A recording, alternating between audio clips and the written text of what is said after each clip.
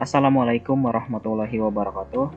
Halo teman-teman semua, perkenalkan nama saya Farid Hamzah Prihandani dari Universitas Pendidikan Indonesia Fakultas Pendidikan Ekonomi dan Bisnis, Program Studi Pendidikan Ekonomi 2020 kelas 1B dengan NIM 20164. Di kesempatan kali ini, saya bakal menjelaskan salah satu materi mata kuliah Pendidikan Pancasila mengenai dinamika dan tantangan Pancasila sebagai ideologi negara. Mata kuliah ini diampu oleh Bapak Supriyono MPD. Yang pertama, kita bakal bahas mengenai dinamikanya. Kalau kita berbicara mengenai dinamika Pancasila ataupun eksistensi Pancasila, ini mengalami fluktuatif ataupun pasang surut dalam implementasi atau penerapan nilai-nilai Pancasila di kehidupan masyarakat bangsa Indonesia dan perannya sebagai ideologi negara, mulai dari masa Soekarno sampai dengan masa reformasi. Pada masa Soekarno, khususnya di tahun 1960-an, Soekarno sebagai pencetus, penggali, dan juga perumus Pancasila tentunya lebih paham akan Pancasila sebagai ideologi negara. Namun sayangnya, dalam praktiknya ataupun dalam realitanya, Pancasila malah bercampur dengan ideologi komunis dalam konsep ideologi Nasakom yang dicetus oleh Soekarno itu sendiri. Sehingga Pancasila pada masa ini kalah saing ataupun kalah populer dengan ideologi komunis. Sehingga pada masa ini juga dimanfaatkan oleh sekelompok golongan yang berhaluan kiri ataupun komunis untuk menjadikan bangsa Indonesia bangsa yang berideologikan komunis. Puncaknya yaitu terjadinya pemberontakan pada tanggal 30 September tahun 1965.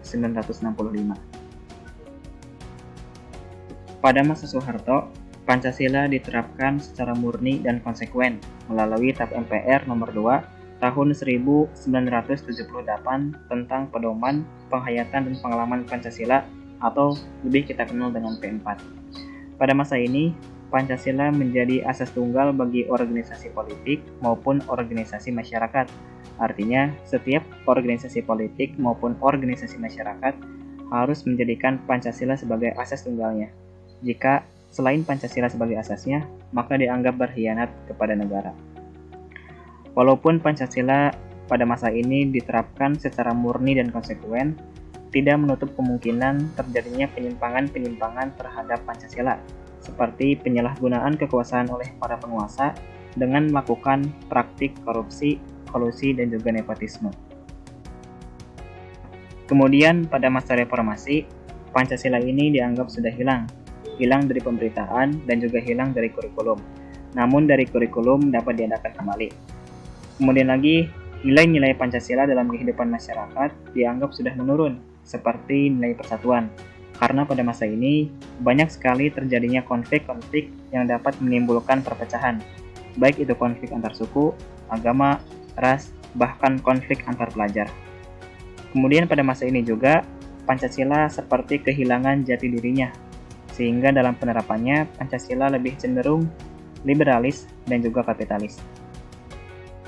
Kemudian yang kedua, kita bakal bahas mengenai tantangan terhadap Pancasila. Tantangan ini terbagi menjadi dua, ada yang eksternal dan juga yang internal.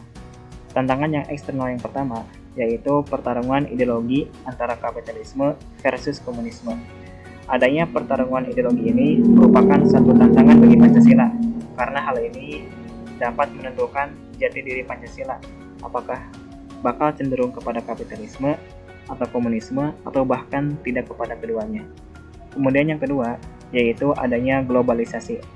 Adanya globalisasi juga merupakan suatu tantangan bagi Pancasila, karena budaya dari luar yang terkadang tidak sesuai dengan nilai-nilai Pancasila bisa masuk dengan mudah ke Indonesia, sehingga bisa melunturkan, bahkan menghilangkan nilai-nilai Pancasila dalam kehidupan masyarakat Indonesia. Kemudian yang ketiga, yaitu kemajuan ilmu pengetahuan dan teknologi yang mengabaikan ataupun tidak memperhatikan keberlangsungan lingkungan. Kemudian tantangan internal. Yang pertama, yaitu rejim yang hanya mengedepankan kepentingan kelompoknya dibanding kepentingan negara. Yang kedua, penyalahgunaan kekuasaan oleh para penguasa, seperti dengan melakukan praktik korupsi, kolusi, dan juga nepotisme. Dan yang ketiga, adanya hoax, terorisme, dan konflik SARA. Demikian pematerian yang dapat saya sampaikan mengenai dinamika dan tantangan Pancasila sebagai ideologi negara. Terima kasih dan mohon maaf bila ada kekurangan. Wassalamualaikum warahmatullahi wabarakatuh.